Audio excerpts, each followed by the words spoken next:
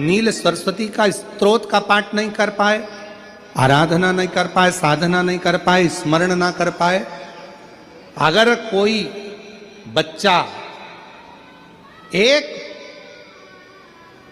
शंख पुष्पी पुष्प को समर्पित कर कर जलाधारी पर और एक लोटा जल यदि वो समर्पित करता है और उस जल का आचमन कोई बच्चा नित्य प्रति करता है तो वो बच्चा धीरे धीरे विद्वत्ता धारण करता ही जाता है। जो याद करता है वो भूलता नहीं। ये मां नील सरस्वती की कथा है। दो सरस्वती का स्मरण आप और हम करते हैं। एक सरस्वती जो स्वयं श्वेत वस्त्र धारण करी है, हंस पर बैठी हैं और बड़े आनंद के साथ में मां सरस्वती का सुंदर स्वरूप है।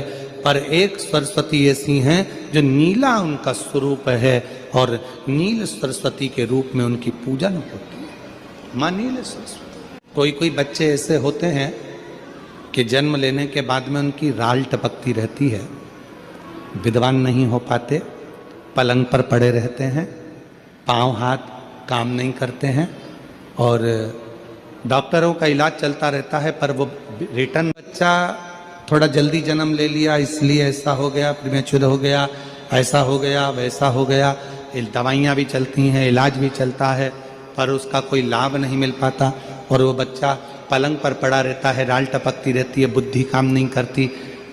छोटे छोटे भले वो 20 साल का हो गया पर 8-10 साल के बच्चों जैसी उसमें विवेकता होती है, बुद्धि होती है। उन माताओं से थोड़ी मेहनत आपको करना पड़ेगी। उस बच्चे अष्टमी, नवमी, चतुर्दशी, ये 3 तिथियां ऐसी हैं। चतुर्दशी अमावस्या की भी, दशी अमावस्या की भी और चतुर्दशी पूर्णिमा की।